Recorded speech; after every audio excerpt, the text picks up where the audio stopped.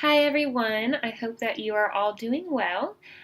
Just to give you a little bit of background, I always like to start the new week with a short video. Sometimes the word short is used a little loosely because if it's a topic I'm excited about, which is everything, I have to make sure I'm not talking for too long. But since this is not a face-to-face class, I think a video is helpful at the start of the week just to kind of root us and give us a good foundation. So typically the first thing you'll see for each new week is a welcome video. So I like to recap the previous week and then point out some student responses and tie that into the next week. I know that it's helpful as a student to get confirmation in person from the professor of this is what you need to do this week. And considering the online environment of this course, this is the closest we get to in person, unless, of course, you want to come to my office or schedule a meeting, which you guys are all encouraged to do. So a couple of things I wanted to talk about. First of all, I just wanted to comment on our class. So thank you for taking the time to write that introductory discussion post and react to each other and get to know each other a little bit.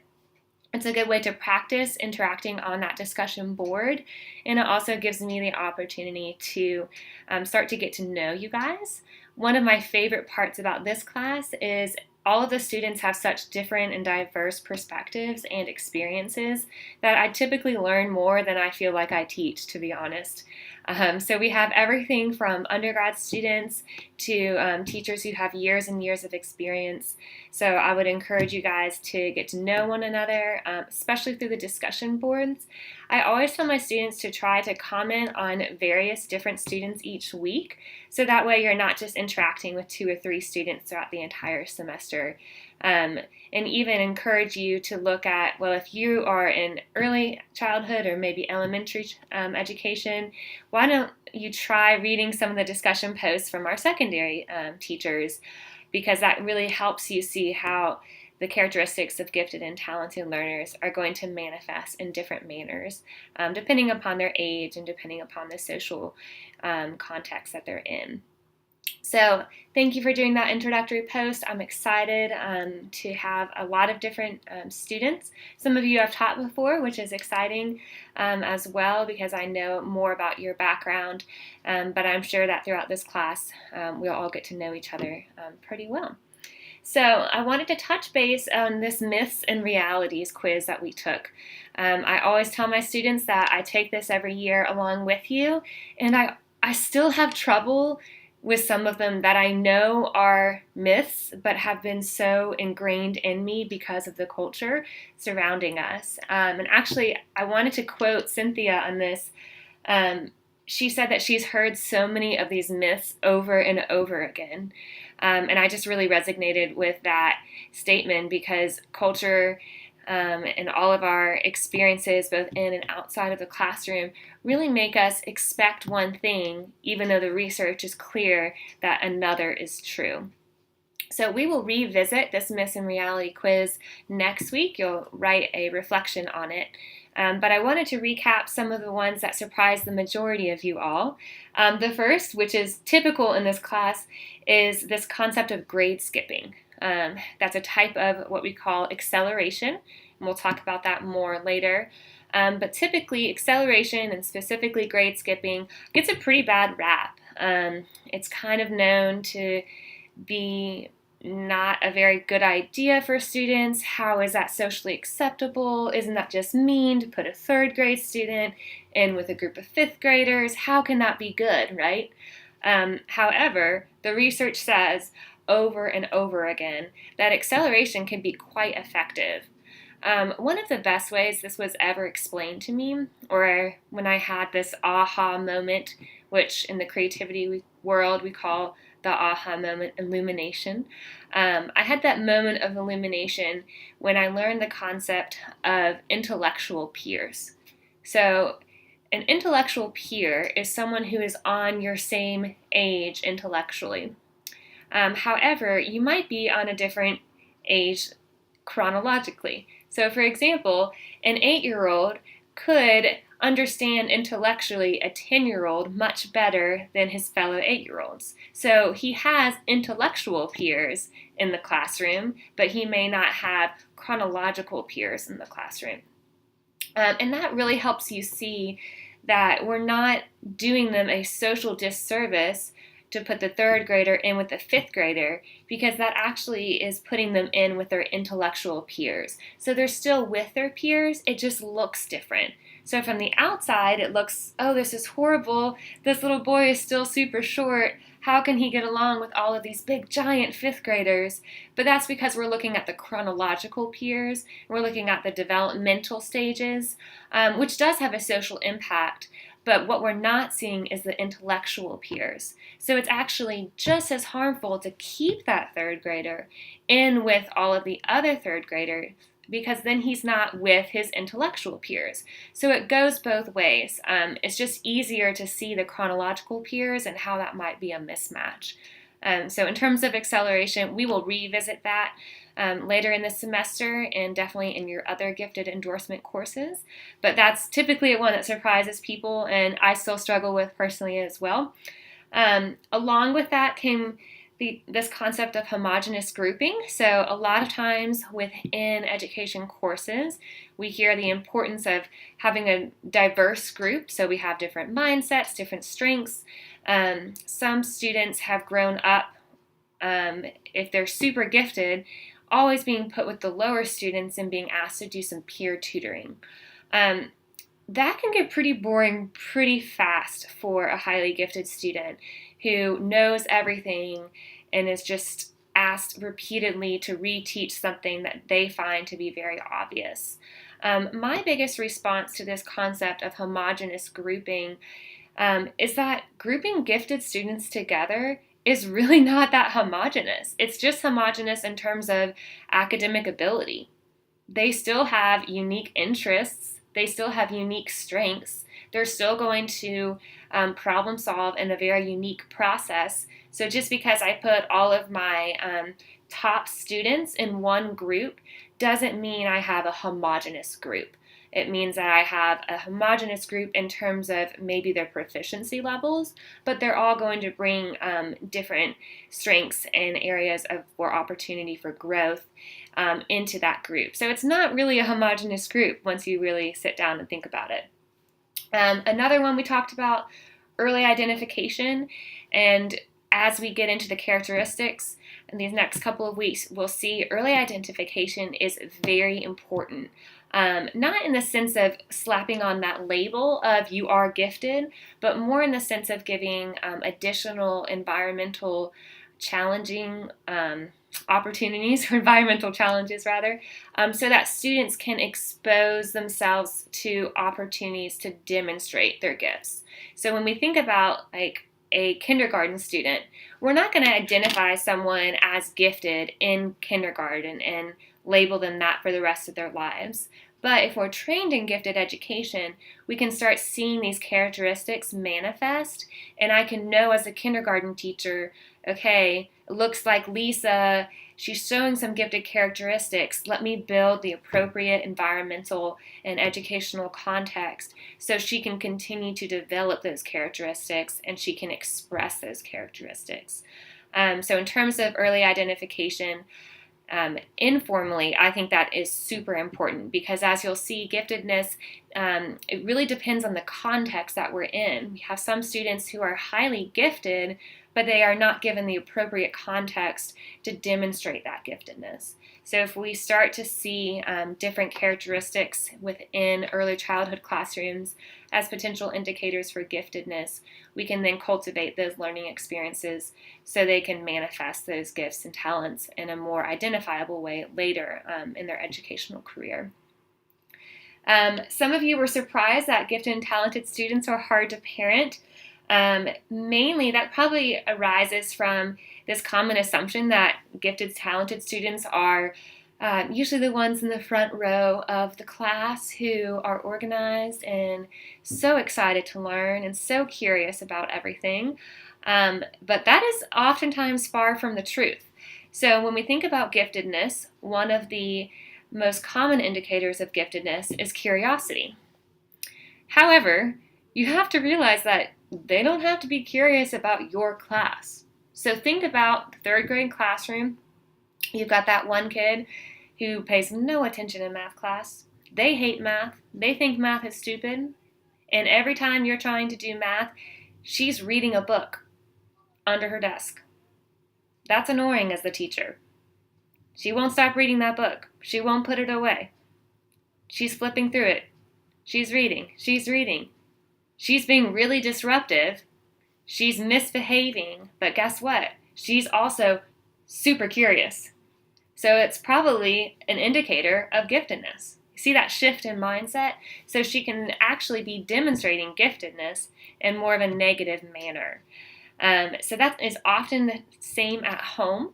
It's often difficult to parent gifted and talented children because they're at times difficult to understand.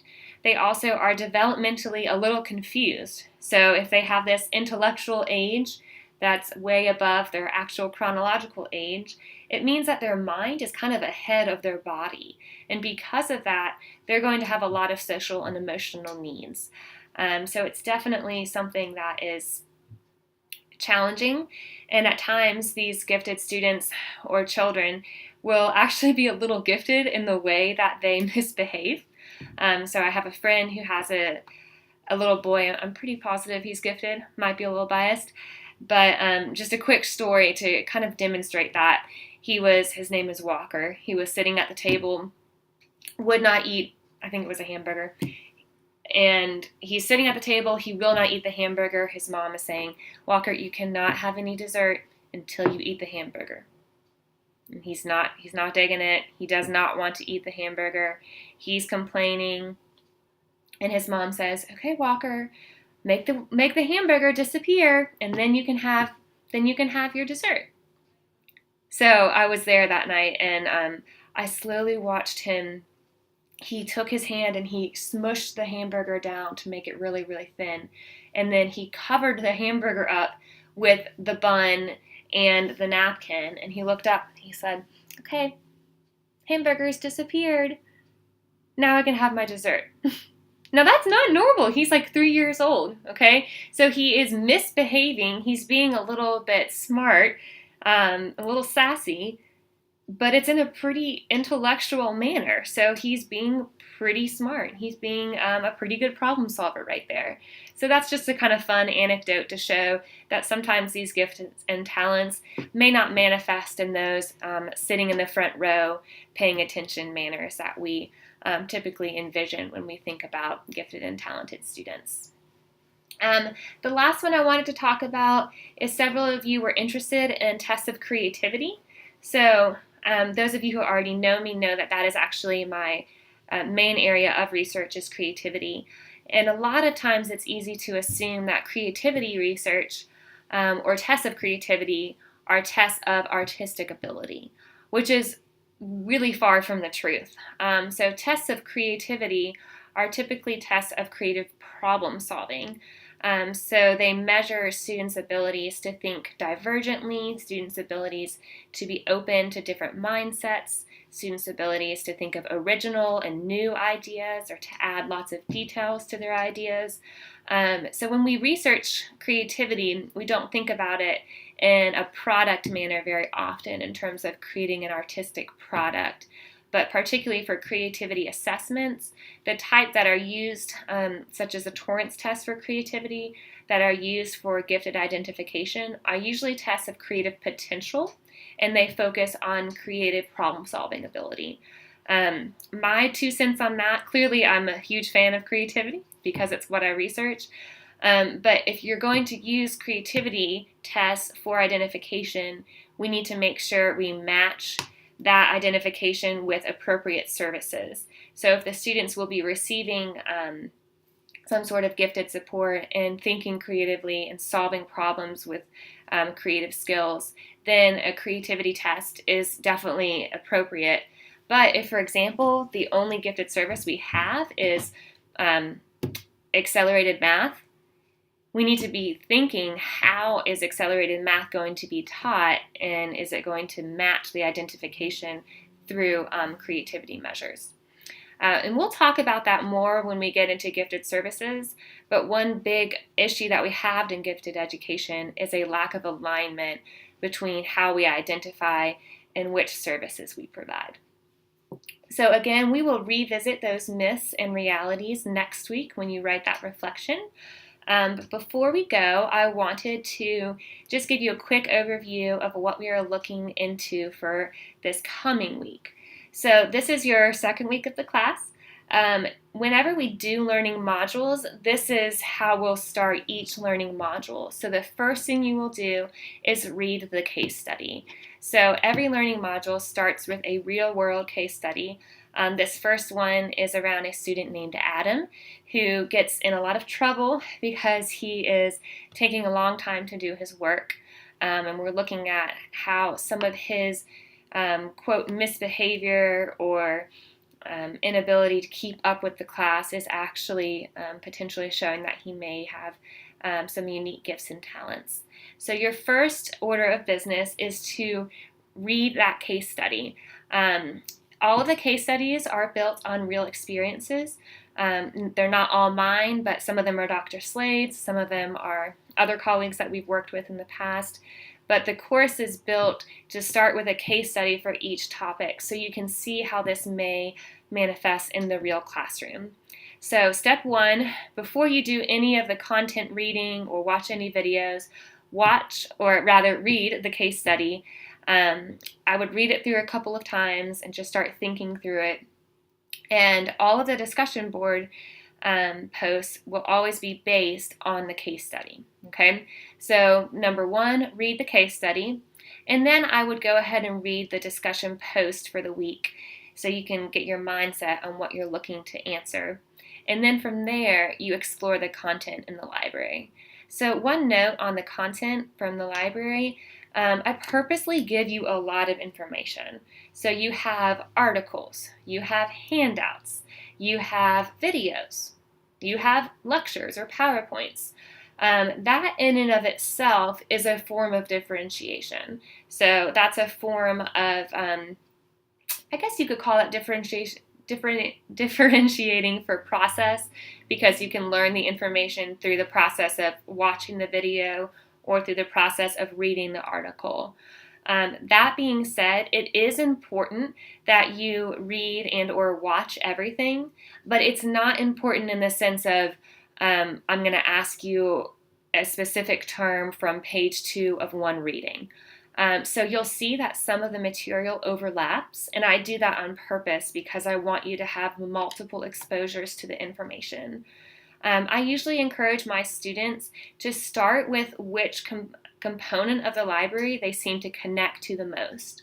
So some students really like to learn through the videos, and I'll say watch the videos first and then read the articles. If you really learn well from reading, then read the videos first, and maybe at night when you're cooking dinner, or read the articles first, and maybe at night when you're cooking dinner, listen to the videos as you're multitasking. So I realize that you guys are busy, and my biggest thing with the library is that you investigate all of the content, but that you go in it with the assumption that some of it is going to overlap, and don't let that bother you. Rather, just let that be just a little clue about what is most important. So if you read something over and over again in various different resources, that's probably a hint that it's important content for you to know from that week.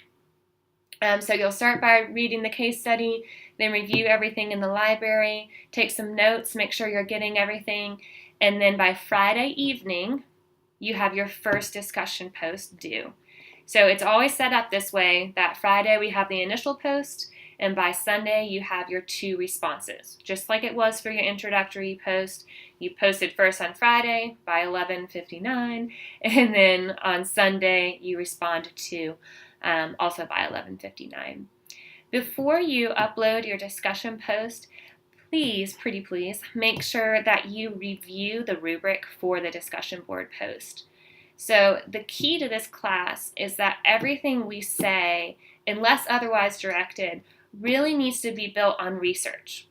So when we took that Gifted and Talented, the Myths and Realities quiz, a lot of you kept saying, man, I didn't realize so many of these were myths. It's just what I've been hearing.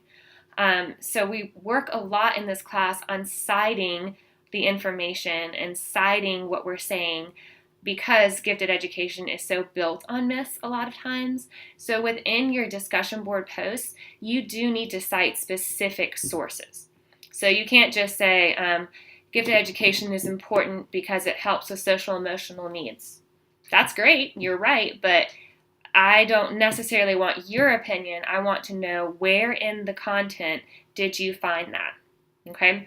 So in that case, you need to cite things with APA format. If you're unfamiliar with that, there's some resources on Blackboard. My favorite is Purdue OWL. I'm not super strict on having formatting for APA. So like, it's supposed to be double spaced. It's hard to double space in Blackboard. I realize that. What I am strict on is that you are citing things correctly. So I need to see multiple citations in your discussion board posts so I can tell that you're really interacting with the material.